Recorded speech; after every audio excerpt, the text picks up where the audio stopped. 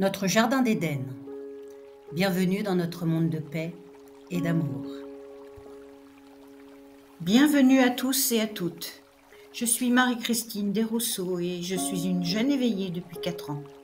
Il était l'heure pour moi de retirer les lunettes de la 3e dimension et pour m'aider, l'univers a placé sur ma route une âme merveilleuse, Annick Montagneau, qui m'a permis d'avancer très vite sur mon évolution. Aujourd'hui, je suis gardienne de la Terre et je vous souhaite à tous une très bonne écoute et un merveilleux chemin de lumière. Bonjour les enfants, je vous avais promis de revenir avec une nouvelle histoire. Et j'ai le goût de vous proposer Hortense, la petite mouche. Hortense ne pouvait plus voler, ça, c'est un fait. Hortense est une petite mouche et c'est aussi l'amie de Méline, vous savez, la jolie fée du pays magique. À ce propos, Méline se demande comment il se fait que son amie Hortense soit en retard. Elle est très ponctuelle d'habitude. Bon, j'attends encore quelques minutes, et d'ici là, si elle n'est pas arrivée, j'irai voir ce qui se passe chez elle, se dit Méline. Le temps s'écoule, et Hortense n'est toujours pas là. Cette fois, se dit Méline, je pars à sa recherche. Pendant ce temps, chez Hortense, c'est la panique. Ce matin, notre petite mouche ne sait plus voler. Ses ailes ne lui obéissent plus. Elle reste collée à son corps. Hortense n'a plus de force. Elle n'a plus la force de les agiter et elle se sent très très vite épuisée. Même se lever de son lit, c'est devenu très difficile. Ses pattes ne la soutiennent plus. Mais que se passe-t-il? Hortense a peur. Elle sait qu'elle devrait aller voir le vieux sage du village, qui est aussi le docteur du pays magique. Mais comment faire? Hortense se dit « Je ne peux tout de même pas y aller en rampant !» Notre petite mouche en était là de ses réflexions, lorsque l'on frappa à la porte. « Qui est là ?» demanda Hortense. « C'est moi, Méline. »« Entre vite, Méline, viens près de moi, au secours !»« Mais que se passe-t-il, mon ami ?» Connaissant ta ponctualité, je me doutais bien que quelque chose de grave était arrivé. Ce matin, en me levant, je me sentais tellement faible et fatiguée. Pourtant, je me suis couchée de bonne heure. J'ai eu beaucoup de mal à me lever, puis mes ailes ont refusé de bouger. Maintenant, je ne peux plus voler. Je vois, dit Méline. La seule chose à faire est de prévenir le vieux sage, afin qu'il trouve ce qui se passe et te guérisse. Recouche-toi et attends-nous sagement. Méline se dépêcha de rejoindre le village et frappa à la porte du vieux sage.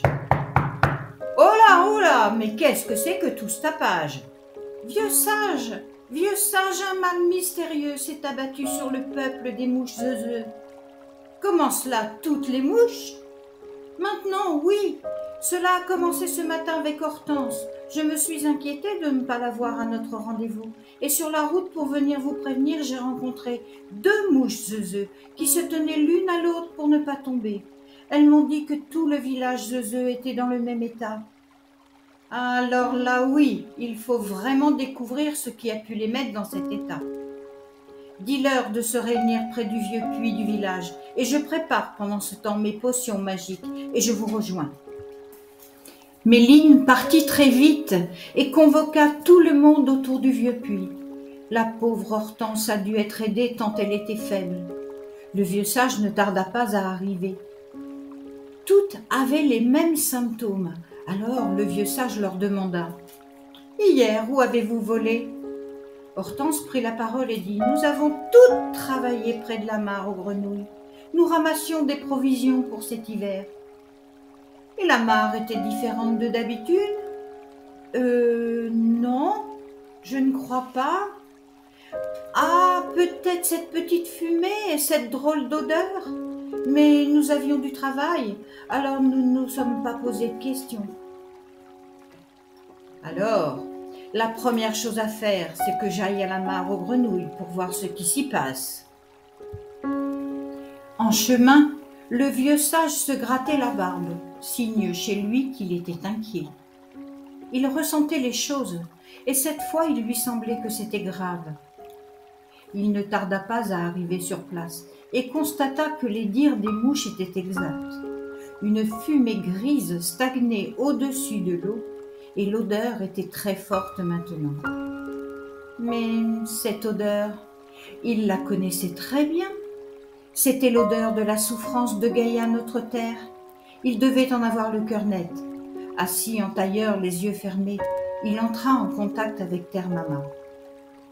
« Que se passe-t-il, ma douce Gaïa? Tu souffres, je le sais.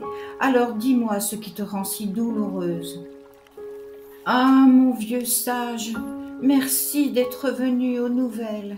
C'est exact, je souffre, car les humains à ma surface se déchirent, et leur haine et leur colère m'intoxiquent.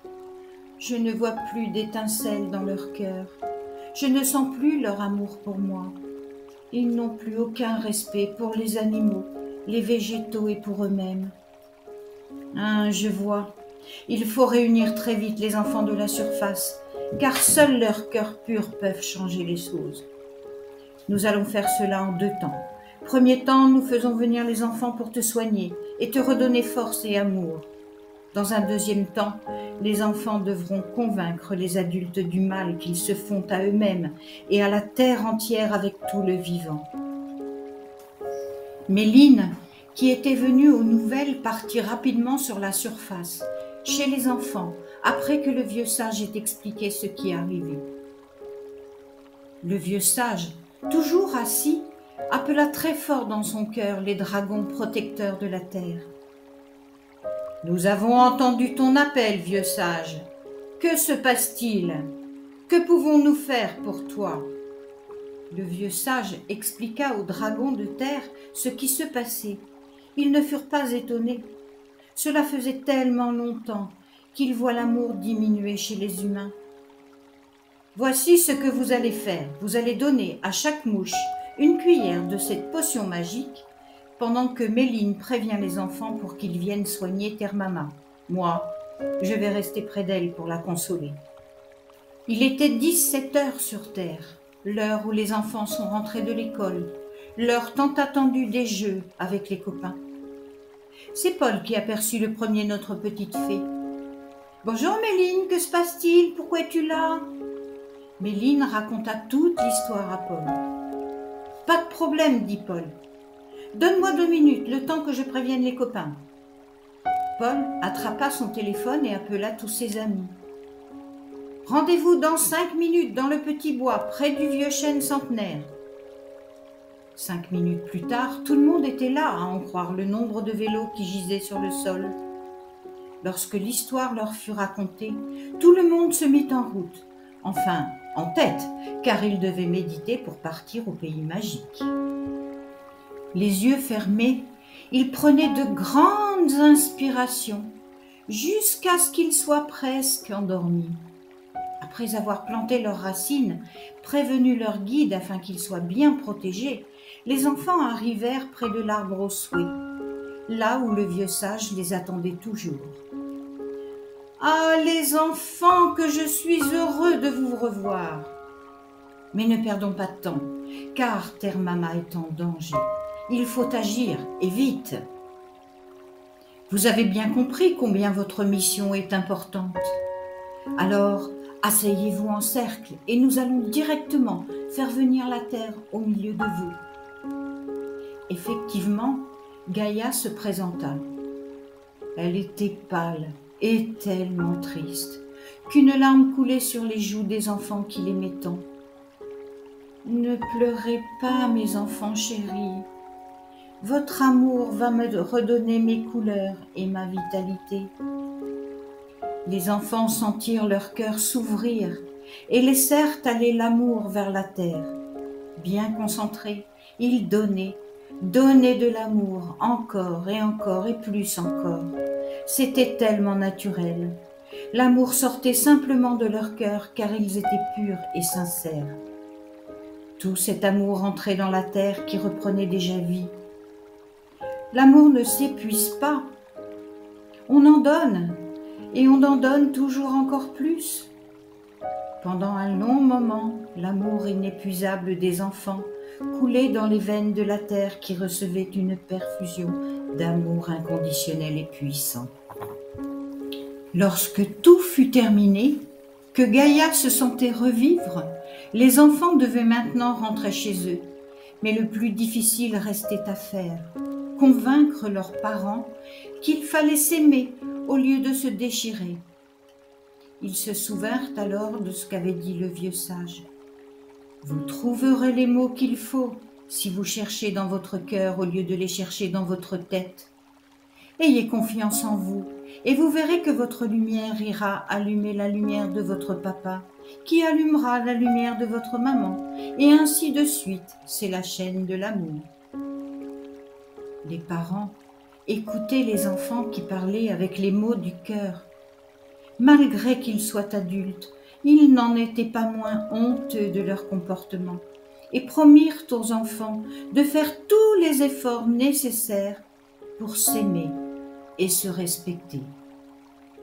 Voilà les enfants, notre histoire est terminée et je vous retrouve bientôt avec la méditation de cette histoire. À bientôt.